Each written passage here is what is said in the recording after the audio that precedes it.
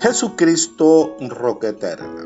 Segundo libro de Reyes, capítulo 18, versículos del 1 al 5, nos dice la palabra de Dios así. En el tercer año de Oseas, hijo de Ela, rey de Israel, comenzó a reinar Ezequías, hijo de Acaz, rey de Judá. Cuando comenzó a reinar era de 25 años y reinó en Jerusalén 29 años. El nombre de su madre fue Abi, hija de Zacarías. Hizo lo recto ante los ojos de Jehová, conforme a todas las cosas que había hecho David su padre. Él quitó los lugares altos y quebró las imágenes, y cortó los símbolos de acera, e hizo pedazos la serpiente de bronce que había hecho Moisés, porque hasta entonces le quemaban incienso los hijos de Israel, y la llamó Nehustán. En Jehová Dios de Israel puso su esperanza, ni después ni antes de él hubo otro hombre como él entre todos los reyes de Judá. Amén.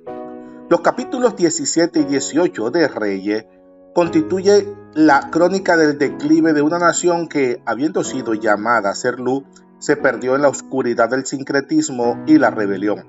Estos dos capítulos presentan el contraste más dramático de la historia bíblica, la apostasía final del reino del norte, Israel, frente a la reforma y fe del reino del sur, Judá. El capítulo 17 de Segunda de Reyes es el eje teológico de los libros de los reyes, pues documenta la caída del reino del norte, Israel, ante el imperio asirio y ofrece la justificación espiritual de este desastre. Amén. El reinado de Oseas y la caída de Samaria, versículos del 1 al 6. Oseas es el último rey de Israel. A diferencia de sus predecesores, su maldad se describe como menor, versículo 2, pero el juicio divino ya era inevitable. El proceso ocurre en 4 etapas. Primero, vasallaje inicial. Israel se convierte en tributario de Salmanasar, versículo 3. Segundo, la traición. Oseas busca una alianza con So, rey de Egipto, y cesa el pago del tributo. Esto refleja la falta de confianza en Dios, buscando la seguridad en potencias extranjeras. Versículo 4. Tercero, el asedio. Samaria resiste 3 años de sitio antes de caer en manos del rey de Asiria. Versículo 5. Y cuarto, el exilio. Dice el versículo 6, en el año 9 de Oseas, el rey de Asiria tomó Samaria y llevó a Israel cautivo a Asiria y los puso en Halat, en Jabor, junto al río Gozán, y en las ciudades de los Medos. Amén. Marca el fin de las 10 tribus del norte. Apliquemos una exégesis teológica. El porqué del juicio, versículos del 7 al 23. Esta sección es un paréntesis narrativo donde el autor sagrado explica que el exilio no fue un fracaso militar, sino un juicio divino. La causa es la ruptura del pacto. El texto enfatiza que pecaron contra aquel que los sacó de Egipto, versículo 7. La idolatría es vista como una ingratitud histórica. Adoptaron los estatutos de las naciones que Dios había expulsado, construyeron lugares altos, erigieron imágenes de acera y quemaron incienso a otros dioses, versículos 10 y 11. Dios envió advertencia con todos los profetas y videntes, versículo 13. Pero el pueblo endureció su cerviz, versículo 14. La abominación se menciona la adoración a los becerros de oro, el culto a Baal, la adivinación y el sacrificio de hijos pasados por el fuego, versículos 16 y 17. La ira de Dios provocó que solo quedara la tribu de Judá, versículo 18, aunque el autor aclara que Judá no guardó los mandamientos íntegramente. Versículo 19. El origen de los samaritanos lo vemos en los versículos del 24 al 41. Tras la deportación, el rey de Asiria implementa una política de intercambio poblacional para evitar futuras rebeliones. Dice el versículo 24. Y trajo el rey de Asiria gente de Babilonia, de Cuta, de Abba, de Hamat y de Sefarbaín, y los puso en las ciudades de Samaria, en lugar de los hijos de Israel, y poseyeron a Samaria y habitaron en sus ciudades. Amén. Al no temer a Dios, los nuevos habitantes sufren ataques de leones. Esto se interpreta bajo la mentalidad de la época como la ofensa al Dios de la tierra. Amén. Versículos 25 y 26. Un sacerdote israelita es enviado de regreso a Betel para enseñarles cómo temer a Dios. Amén. Sin embargo, el resultado es un sincretismo religioso. Adoraban a Jehová, pero mantenían sus propios ídolos. Versículos 32 y 33.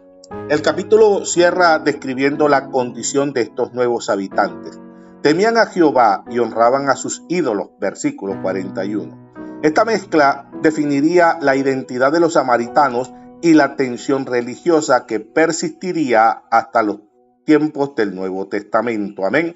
Alabado sea Dios.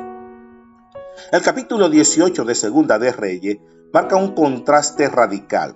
Presenta la reforma y la supervivencia milagrosa de Judá bajo el reinado de Ezequías, quien es presentado como el rey ideal desde la perspectiva del cronista. Amén. El reinado de Ezequías y la reforma religiosa, versículos del 1 al 8. Ezequías asciende al trono en el tercer año de Oseas de Israel. Su evaluación es la más alta otorgada a un rey de Judá. Hizo lo recto ante los ojos de Jehová, versículo 3. A diferencia de otros reyes reformadores que mantuvieron los lugares altos, Ezequías los quitó, versículo 4. Destruyó la serpiente de bronce que Moisés había hecho, Números capítulo 21, versículo 9, porque el pueblo le quemaba incienso. Esto demuestra una exégesis radical. Un objeto sagrado se convierte en ídolo si reemplaza la devoción a Dios. Amén. Se dice que en Jehová, Dios de Israel, puso su esperanza según el versículo 5 y que no se apartó de él, versículo 6. Como consecuencia, Judá prospera y logra rebelarse contra el dominio asirio y derrotar a los filisteos, versículos del 7 al 8. Amén. El contexto histórico, la caída de Samaria, versículos del 9 al 12. El autor sagrado inserta nuevamente el relato de la caída del reino del norte para enfatizar el contraste.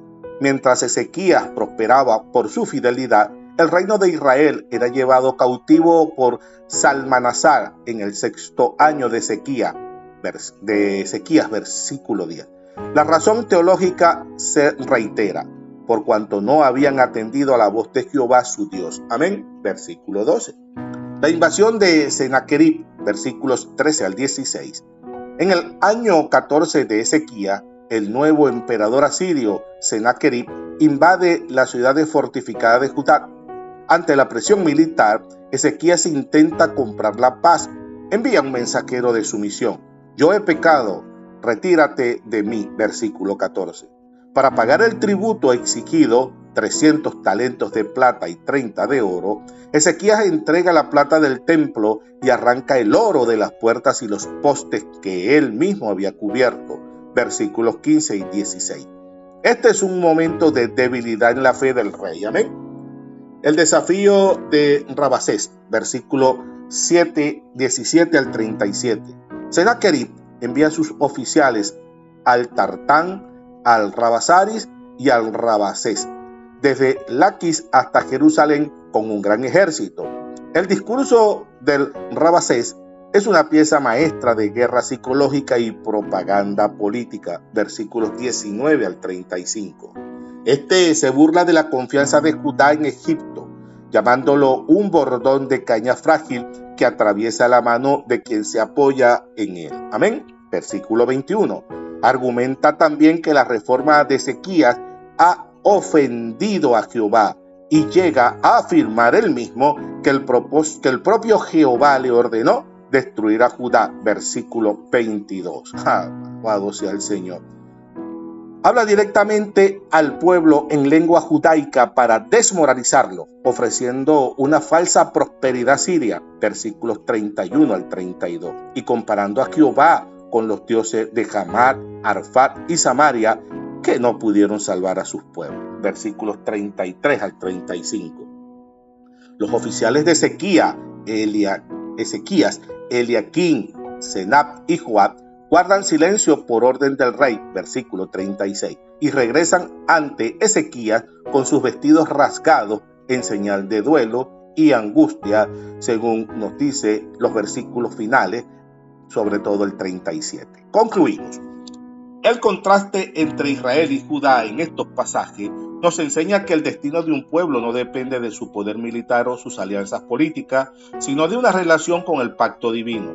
La caída de Samaria es un recordatorio de que la paciencia de Dios tiene un límite cuando el pecado se vuelve estructural y el corazón se endurece. Por otro lado, la resistencia de Jerusalén bajo Ezequías nos muestra que la fe no es la ausencia de miedo ante el enemigo, sino la decisión de confiar en la palabra de Dios por encima de las circunstancias visibles. La historia bíblica no es solo un registro del pasado, sino un espejo para que el creyente actual tenga la exclusividad que Dios demanda en la adoración. Amén. A su nombre, gloria. Vamos a orar. Padre Celestial, te damos gracias por las lecciones bíblicas que hoy iluminan nuestro andar. Gracias por Jesucristo, nuestro Rey perfecto, que purifica nuestras vidas y nos mantiene firmes en el pacto. Señor, danos un corazón que no se conforme con una piedad superficial, sino que tenga el valor de derribar los ídolos que hayamos levantado en nuestras propias vidas. Líbranos del pecado del sincretismo, que no intentemos servirte a ti y al mismo tiempo seguir las corrientes de este mundo. Ayúdanos, Señor, a guardar silencio ante la provocación y a elevar nuestros ojos hacia tu trono.